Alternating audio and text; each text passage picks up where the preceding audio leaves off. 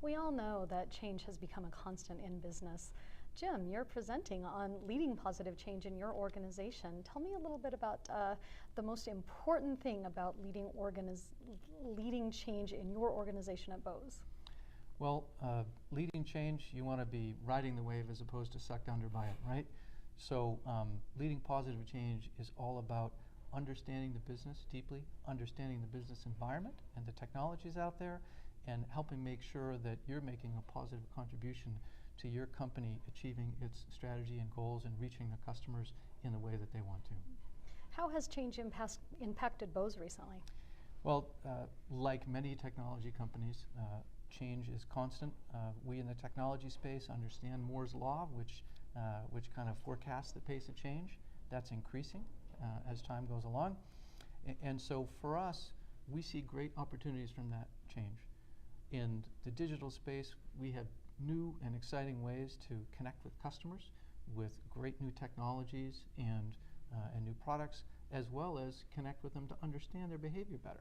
How do we make sure that we're developing products that our customers really love and enjoy, and that we're doing that in a positive way for them? How important is it for a finance team to really understand a business in order to be as effective as they can for their organization? Stine, that's a great question. I don't believe that you can really be a good finance professional or accountant without understanding that business very deeply. And so we have a core set of table stakes that we need to get to be a solid financial professional, understand the accounting and the numbers and what's driving them.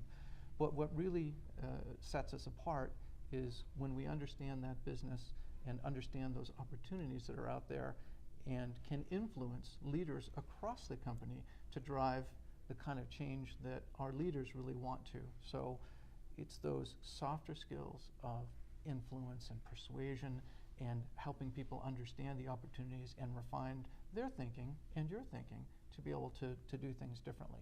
That's what this is all about. So it's taking those hard skills and complementing them with soft skills. Very good. So how would you say that, let's say I'm a low person on the totem pole, so to speak, for lack of a better termination. How can I, in my organization, influence change that I think would be beneficial for us? Yeah, I think employees are only limited to by the power of their ideas, right? And I think when employees have a great idea, right, making sure they're looking at it, refining it, testing it, talking with other folks across the organization, to really get a feel for, is it a good idea or does it need to be refined, and how to bring it forward. Sometimes you can bring it forward yourself. Sometimes you can have change agents and leaders do it for you. There's a variety of different ways to influence. So we should look at the organization as relatively flat, and I think some of the best managed organizations are flat and make sure they get their ideas from across the organization.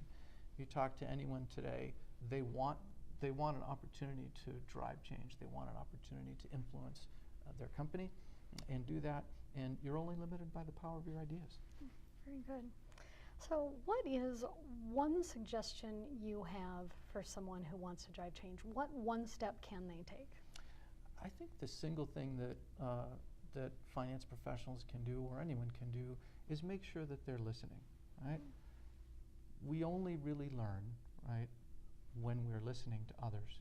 And I think playing that back to others to make sure that they understand that you have heard them, that you've respected their point of view, and that you've taken into consideration to drive a change and adjust how you're doing that in a positive way for them. I think there are lots of tools and techniques that you can use. We use a structure called the ADKAR model. It's developed by a company called ProSci, which I'm sure would be available to share that technique with you. But I think all of that is really designed to make sure you're listening to the right folks around the organization and all of the appropriate constituents. So listening is really where it starts. And then having a framework to manage through that change in a way that's positive for employees. Change can be very daunting for many people, In some cases, people love change and they want to drive it, they want to be part of it, and they embrace it. In other cases, people resist it. And so how do you get people comfortable with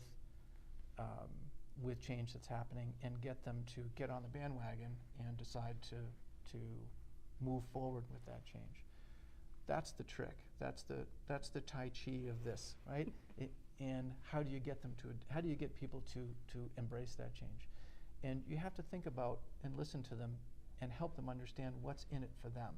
It may be scary for them to think, oh, my job is completely changing, right? And I don't know what my new job is going to be. How am I going to add value in this different way? The digital age seems to be doing automatically a lot of what I do today. So they get scared about that. So how do you get them to a place where they understand, well, what the new opportunities are, right? How they can improve their skills, make sure that they know there's a place for them in the new world, in the digital age, in the post-change environment. Those are things that help people understand and help them get behind the change as opposed to resist it. That's what you want. So at a certain point, you get to a tipping point where the vast majority of folks can see the future, they can see what's coming, and they understand where their role and how they add value in that future is. And that's really where you want to get to. You want to reach that tipping point where the momentum that you have from the communication and listening and engagement across the organization gets you to the point where driving the rest of the change is easy. For those people who that word change strikes fear in their heart, what is your suggestion for them to be able to look at this from a more positive standpoint? I think there are a variety of tools and techniques that you can use to help them understand, right, what those possibilities are and where their value is in the new changed environment. And it's really doing that. Now, some folks are going to completely refuse change. You might have 5% of folks that are not going to engage and not going to change and not going to embrace it, right?